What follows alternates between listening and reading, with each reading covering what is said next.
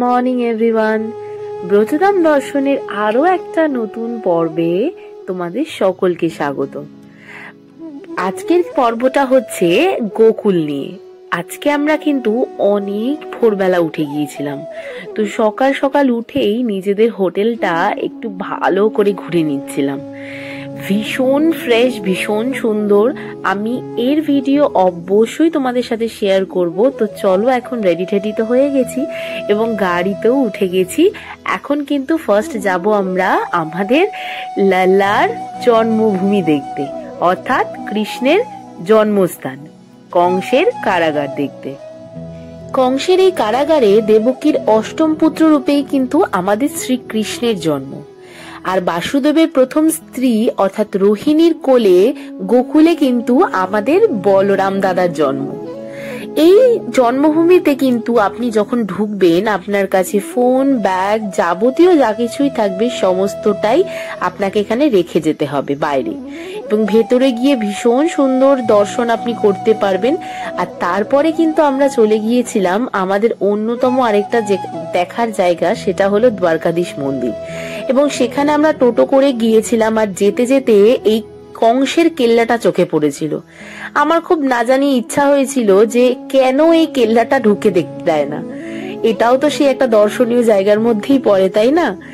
তো যাই হোক, এখানে অনেক পাখিদের আনাগোনার সাথে খেলা করতে করতে আমরা এই রাস্তা দিয়ে সোজা হেঁটে গিয়েছিলাম। দেখলাম অনেকটা প্রায় যেতে হতো, তাই এই সুযোগের সদ্ব্যবহার করতে গিয়ে আমরা কিন্তু যমুনাতে নৌকা বিহারও করে ফেলেছিলাম, যেটা এই সকালবেলা ফ্রেশ যে মর্নিং বলতে পারো, এত সুন্দর লাগছিল। আর এত ঠান্ডা আবহাওয়া, স্নিগ্ধ, মানে কি বলবো, মানে অপূর্ব। যে না করিবে সে সত্যি আফসোস করিবে, একই কথা বলিব। এই পরিযায়ী পাখিদের সাথে আমরাও যখন যমুনাতে নৌকা বিহার করছিলাম, তো ফার্স্টে আমরা যে জায়গাটায় গিয়েছিলাম সেই জায়গাটার নাম হলো দুর্বাসা মুনি ঋষি আশ্রম। তো এখানে ঠিক কি আছে আমি ঠিক জানি না, একটা মন্দির মতো ছিল এবং প্রচুর পান্ডাদের উৎপাত ছিল। তো প্রত্যেকবারে একটাই কথা বলার, আপনারা যত মন্দিরই যাবে না কেন কোনো পান্ডাদের খবলে পড়বেন না, না হলে কিন্তু আপনাদের অবস্থা খারাপ। তো যাই হোক, এখানটা বেশ শান্ত পরিবেশ ছিল। ওই যা বললাম, পান্ডারা খালি আসুন আসুন করে যাচ্ছিল। তো এখানে আমরা কালিন্দী কৃষ্ণ মিলন মন্দিরে এসেছিলাম। এইখানে একটা মূর্তি ছিল, এই বিগ্রহ দেখে তারপর আমরা আবার যমুনার নৌকাতে উঠি এবং সে এপার থেকে, মানে এটা ছিল একটু উল্টো পারে, অর্থাৎ দ্বারকাধীশ মন্দিরের ঠিক উল্টো দিকটায়। তো তারপর আমরা ওদিকটায় যাই, দ্বারকাধীশ মন্দিরের দিকে। একজন কৃষ্ণ ভক্ত শেঠ গোকুলদাস পারেখ 1814 খ্রিস্টাব্দে এই দ্বারকাধীশ মন্দিরটি স্থাপন করেন। এই দ্বারকাধীশ মন্দির কিন্তু সকাল 11টা থেকে বিকেল 4টে পর্যন্ত সম্পূর্ণরূপে বন্ধ থাকে। বলতে পারেন এই মন্দিরে খোলা আর বন্ধর টাইম এরা নিজেরাই ঠিক করে। তাই খুব সকাল সকাল আমরাও চলে এসেছিলাম এই দ্বারকাধীশ ঘাট থেকে দ্বারকাধীশ মন্দিরে। তো দ্বারকাধীশ ঘাটে নেমে আমরা কিন্তু জল আচমন করে নিয়েছিলাম এবং মাথাতেও ঠেকিয়ে নিয়েছিলাম, যেহেতু যমুনায় স্নান করে সেরকম কোনো ব্যবস্থা থাকে না তাই। আর আমি এই মন্দিরের ওখানে একটা টাইম সূচি দেওয়া ছিল, আমি ওটার ভিডিও করে রেখেছি, আপনারা একটু পজ করে একটু সময় নিয়ে দেখে নেবেন। এই যে দেখুন লেখাটি চলছে, আপনারা একটু পড়ে নেবেন। এখানে বিভিন্ন সময় মন্দির দর্শন করার সুযোগ সুবিধা রয়েছে, কিন্তু বেলা 11টা থেকে 4টে পর্যন্ত বেশ খানিকক্ষণ টাইম কিন্তু বন্ধ থাকে এবং 10টার সময় খোলে জেনে আমরা তাড়াতাড়ি চলে এসেছিলাম, কিন্তু আমাদেরই কিন্তু 10:30টার পরে খুলেছিল। এবং এই মন্দিরের ভেতরে কিন্তু ক্যামেরা একদমই অ্যালাউ নয়, তবুও আমি আপনাদের সুবিধার্থে এবং নিজেদের জন্যই একটু ছবি তোলার চেষ্টা করেছি। এই দ্বারকাধীশ মন্দির দর্শন করে আমরা আবার নৌকাতে উঠে গিয়েছিলাম বিশ্রামঘাট দর্শনের উদ্দেশ্যে, যেখানে শ্রীকৃষ্ণ কংসকে বধ করে এসে যমুনার নদীতে স্নান করেছিলেন এবং এই ঘাটে এসেই বিশ্রাম করেছিলেন। তাই এই ঘাটের নাম বিশ্রাম ঘাট। আমরা এখানে নামিনি, না হলে আমাদের অন্য দিকগুলো দর্শন করতে একটু অসুবিধা হয়ে যেত। তাই আমরা দূর থেকেই বিশ্রাম ঘাট দর্শন করে বেরিয়ে পড়েছিলাম নেক্সট উদ্দেশ্যে। আর এইখানে রাস্তাঘাটে এত টিয়া পাখি আর ময়ূর দেখতে পাওয়া যায় না, যা নিজের চোখে না দেখলে বিশ্বাস করা যাবে না।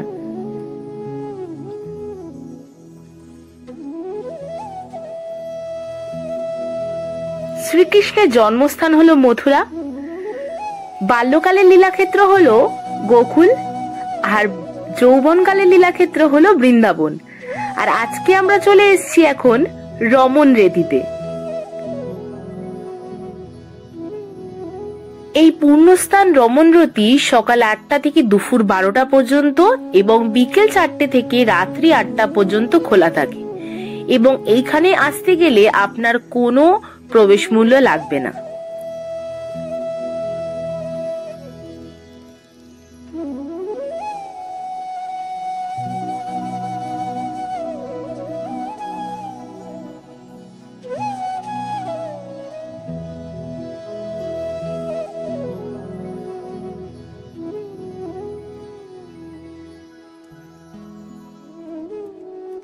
রেত কথাটির অর্থ কিন্তু বালি, অর্থাৎ যেখানে শ্রীকৃষ্ণ এই বালি মেখে নিজের সর্বাঙ্গে মেখে খেলাধুলা করতেন সেটি হলো রমন রেতি। এবং শুধু শ্রীকৃষ্ণ নয়, তিনি তার বাল্যকালে সমস্ত বন্ধুদের নিয়ে এই বালিতেই তিনি তার সর্বাঙ্গে বালি মেখে খেলাধুলো করতেন। আর ঠিক সেইভাবেই এখানে আগত পুণ্যার্থীরা এইভাবেই নিজেদের সর্বাঙ্গে বালি মেখে কিছু পুণ্য অর্জনের জন্য এখান থেকে কিন্তু কিছু বালিও তারা সংগ্রহ করে বাড়িতে নিয়ে যান এবং নিজেরাও কিন্তু বালিতে গড়াগড়িও খেয়ে থাকেন।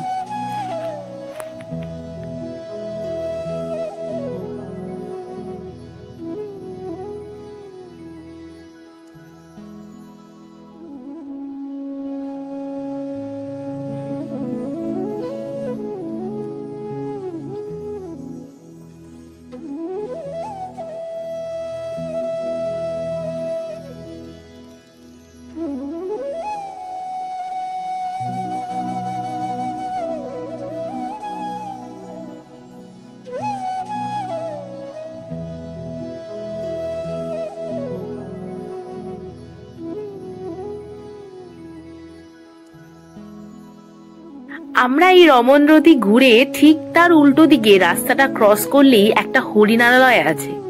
সেখানে বেশ কিছু হরিণ দেখতে পাওয়া যায় এবং তাদেরকে খাওয়ানোর জন্যও কিন্তু আপনারা ঠিক সেখানেই কিছু খাবারও পাবেন। মুড়ি টাইপের খাবারগুলো থাকে, আপনারা খাওয়াতেও পারবেন এবং খাওয়াতে কিন্তু বেশ মজা লাগছিল এবং আমি তো ভীষণ ভয়ও পাচ্ছিলাম। তো যাই হোক, তাও খাইয়েছি। পশুদের খাওয়ানো আমার ভীষণ ভালো লাগে এবং এই দেখো আমার বর কিভাবে হাত দিচ্ছিল ওদের গায়ে। আমার যেমন একটু ভয় লাগছিল যদি শিং দিয়ে গুঁতো দিয়ে দেয়, কিন্তু ওরা তেমন কিচ্ছু করে না। বৃন্দাবনের যে কোনো পশুই আপনাকে কোনো ক্ষতি কোনোদিন করবে না, এইটুকু বলে রাখতে পারি। এই যে খাবার দিচ্ছিল সবাই, আমরাও খাবার দিয়েছি এবং ভীষণ ভালো লাগছিল এই জায়গাটা।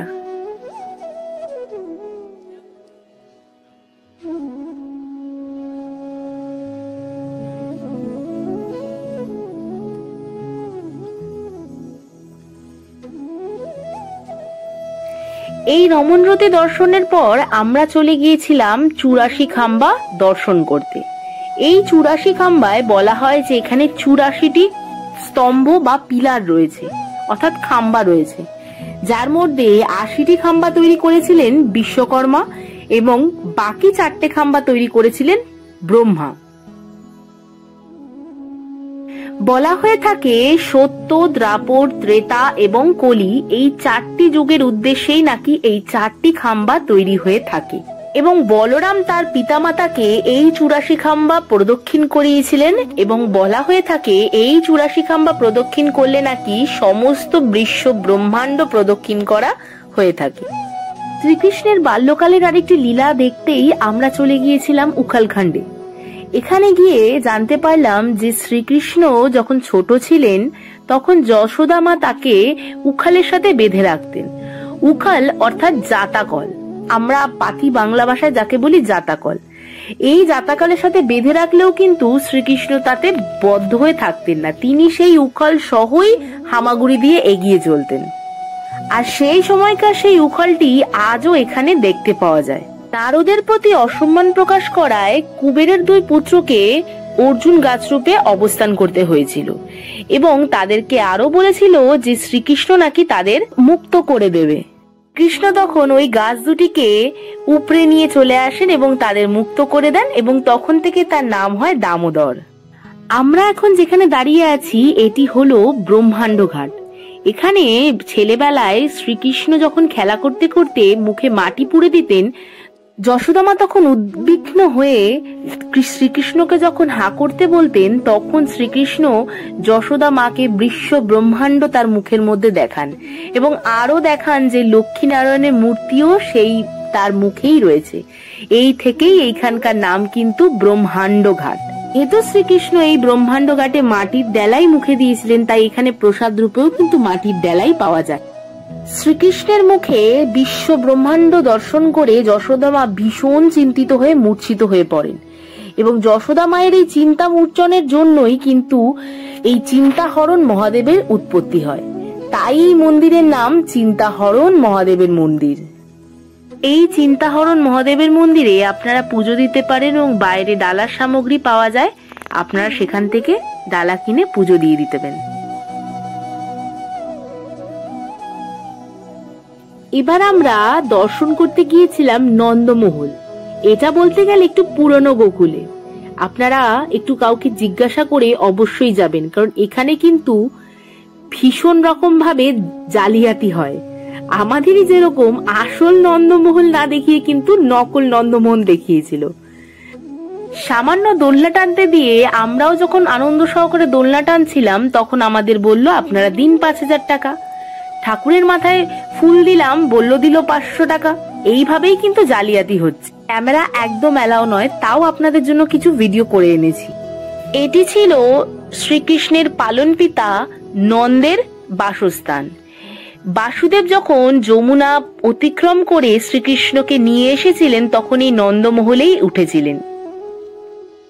আমরা এখন যে ঘাটটির সামনে যাচ্ছি এটির নাম হলো ঠাকুরানী ঘাট অথবা যশোদা ঘাট, এবং এই ঘাটের ঠিক ওই প্রান্তে রয়েছে মথুরা আর এই প্রান্তে রয়েছে গোকুল।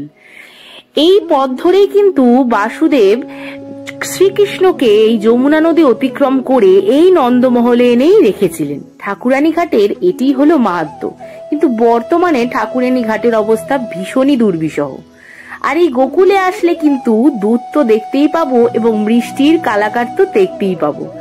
এখানে বিভিন্ন রকমের মিষ্টি, প্যারা, বিভিন্ন রকমের জিনিস ছিল। আর আমি এই ঝুনঝুনিগুলো আমার ঠাকুর অর্থাৎ গোপালদের উঠানোর জন্য নিয়ে এসেছি। আজকের মতো গোকুল দর্শন করে আমরা একটু পেট পুজো করতে গিয়েছিলাম একটা রেস্টুরেন্টে, গোকুলেরই কোথাও একটা রেস্টুরেন্টে। খাবারগুলো ছিল দুর্দান্ত। খেয়েছিলাম মটর পনির আর বাটার নান। তারপর আমরা চলে এসেছিলাম আমাদের হোটেলে।